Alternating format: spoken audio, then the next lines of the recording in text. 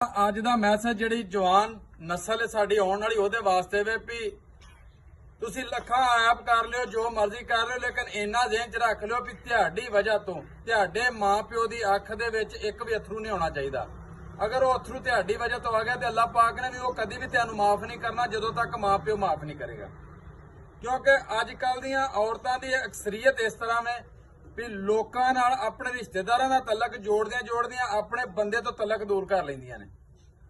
ਤੇ ਬੰਦਿਆਂ ਦੀ ਇਹ ਖੂਬੀ ਹੈ ਕਿ ਲੱਖਾਂ ਐਬ ਹੋਣ ਦੇ ਬੰਦਿਆਂ ਦੇ ਵਿੱਚ ਲੇਕਿਨ ਅੱਜ ਤੱਕ ਕਿਸੇ ਵੀ ਬੰਦੇ ਨੇ ਆਪਣੀ ਔਲਾਦ ਆਪਣੀ ਬੀਵੀ ਦੇ ਖਿਲਾਫ ਨਹੀਂ ਕੀਤੀ। ਹਮੇਸ਼ਾ ਜਦੋਂ ਵੀ ਕਰਦੀਆਂ ਨੇ ਔਰਤਾਂ ਆਪਣੀ ਔਲਾਦ ਬੰਦਿਆਂ ਦੇ ਖਿਲਾਫ ਕਰਦੀਆਂ ਨੇ। ਮੈਂ ਨਾ ਜਦੋਂ ਔਲਾਦ ਪਿਓ ਦੇ ਨਾਲ ਬਦਤਮੀਜ਼ੀ ਕਰਨ ਲੱਗੇ ਜਾਂ ਉੱਚਾ ਕੂਣ ਲੱਗੇ ਮਾਂ ਦਾ ਕੋਲੋਂ ਹੱਕ ਕੇ ਉਹਨੂੰ ਦਬਕਾ ਮਾਰਨਾ ਕਿ ਇਹ ਤੇਰਾ ਪਿਓ ਵੇ ਜਿੰਨੇ ਤੇਰੇ ਵਾਸਤੇ ਨਵੀਂ ਜੁੱਤੀ ਲਈ ਤੇ ਆਪ ਹਰ ਈਦ ਤੇ ਖੁਸ਼ੀ ਗਮੀ ਤੇ ਪੁਰਾਣੇ ਜੁੱਤੀ ਕੱਪੜੇ ਪਾ ਕੇ ਡੰਗ ਟਪਾਏ ਨੇ। ਪਰ ਮੈਂ ਨਾ ਉਹ ਔਰਤਾਂ ਪਤਾ ਨਹੀਂ ਉਂਝ ਦੁਨੀਆ ਤੋਂ ਚਲੀਆਂ ਗਈਆਂ ਨੇ ਜਾਂ ਵੈਸੇ ਖਾਮੋਸ਼ ਹੋ ਗਈਆਂ ਨੇ। ਅੱਜ ਕੱਲ ਅਕਸਰੀਅਤ ਇਸੇ ਤਰ੍ਹਾਂ ਹੀ ਹੈ ਵੀ ਅਗਰ ਮਾੜੀ ਜੀ ਵੀ ਔਲਾਦ ਉੱਚੀ ਬੋਲਣ ਲੱਗੇ ਪਿਓ ਦੇ ਅੱਗੇ ਤੇ ਪਿੱਛੋਂ ਹਲਾਸ਼ੇਰੀ ਦਿੰਦੀਆਂ ਨੇ, ਸ਼ਾਬਾਸ਼ ਦਿੰਦੀਆਂ ਨੇ ਕਿ ਤੁਹਾਡਾ ਪਿਓ ਵੇ ਨੇ ਬੜੇ ਜ਼ੁਲਮ ਕੀਤੇ ਨੇ ਘਰ ਦੇ ਉੱਤੇ, ਇਹਨੇ ਬੜਾ ਕੁਝ ਕੀਤਾ ਵੇ, ਇਹਨੂੰ ਤੁਸੀਂ ਸਾਂਭ ਲਵੋ ਅੱਜ ਤੁਹਾਡੇ ਤੇ ਵੇਲਾ।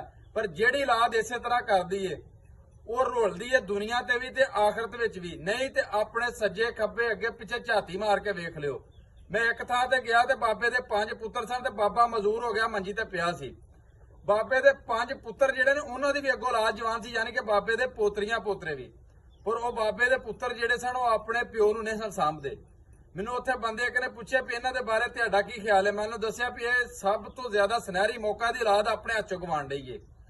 ਆਂਦਾ ਕਿਸ ਤਰ੍ਹਾਂ? ਮੈਂ ਕਿਹਾ ਵੀ ਅਗਰ ਅੱਜ ਇਹ ਆਪਣੇ ਪਿਓ ਦੀ ਸੇਵਾ ਕਰਨ 5 ਪੁੱਤਰ ਤੇ ਅੱਗੋਂ ਇਹਨਾਂ ਦੀ ਔਲਾਦ ਸਿੱਖੇ ਦੀ ਹੋਣ ਕਿ ਅਸਲ ਮਾਂ ਪਿਓ ਦੀ ਸੇਵਾ ਕੀ ਹੁੰਦੀ ਏ।